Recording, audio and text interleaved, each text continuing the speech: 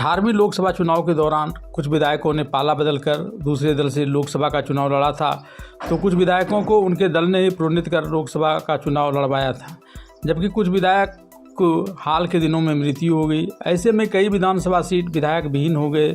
इस प्रकार विधायक विहीन हुए 7 राज्यों की 13 विधानसभा सीटों पर बुधवार 10 जुलाई को वोट डाला जा रहा है।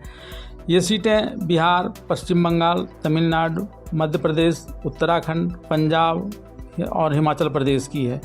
इनमें सबसे अधिक 4 सीटें बंगाल की हैं। इसके अलावा हिमाचल प्रदेश की 3 सीटें, उत्तराखंड की 2 सीटें और बिहार, तमिलनाडु, मध्य प्रदेश और पंजाब की 1-1 सीटों पर आज मतदान किया जा रहा है। बिहार में भले ही पूर्णिया जिले की रुपौली की एकमात्र सीट पर आज मतदान हो रहा है, लेकिन इस सीट पर पूरे भारत की निगाहें हैं, क्योंकि एक तो यह उपचुनाव लोकसभा चुनाव के बाद बिहार में नीतीश कुमार और तेजस्वी यादव का सियासी ताकत तय कर बिहार में 2025 में होने वाले उपचुनाव में संभावित जीत हार की रूपरेखा तय करेगा।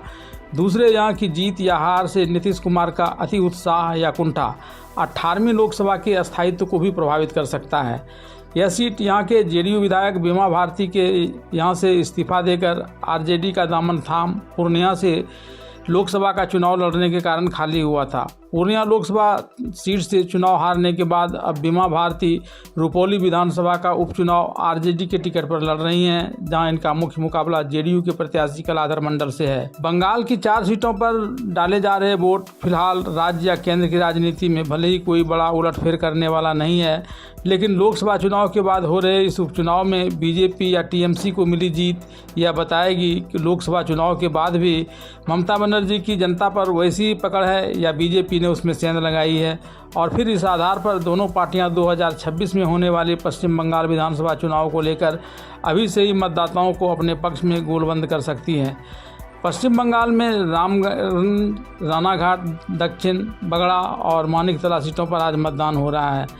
मध्य प्रदेश राज्य के एक विधानसभा क्षेत्र अमरवाड़ा में बुधवार 10 जुलाई को मतदान हो रहा है। यह सीट छिंदवाड़ा लोकसभा क्षेत्र के अंतर्गत आता है। यह सीट कांग्रेस विधायक कमलेश शाह के पाला बदलने के कारण खाली हुई थी।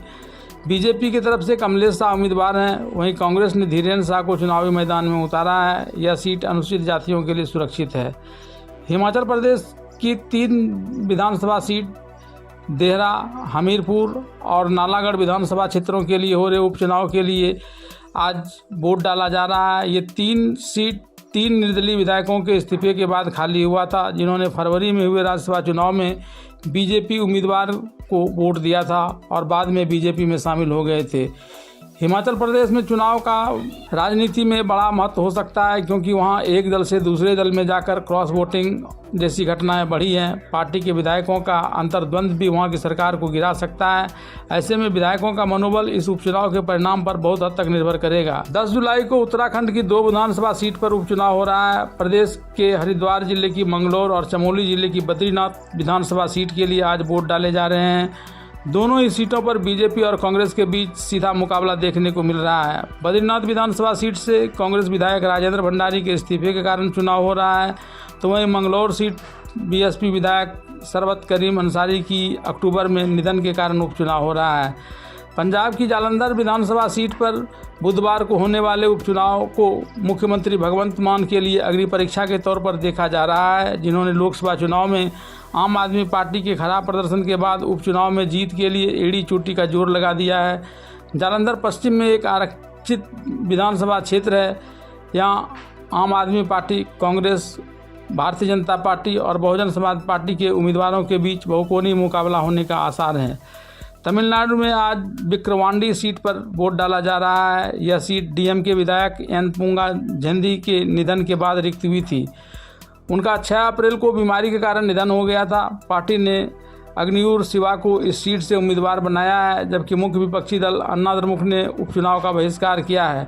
तमिलनाडु में इसी वर्ष विधानसभा का चुनाव होने और डीएमके को पूर्ण बहुमत मिलने की वजह से इस उपचुनाव का कोई बहुत बड़ा असर तमिलनाडु की राजनीति पर होता नहीं दिखता है।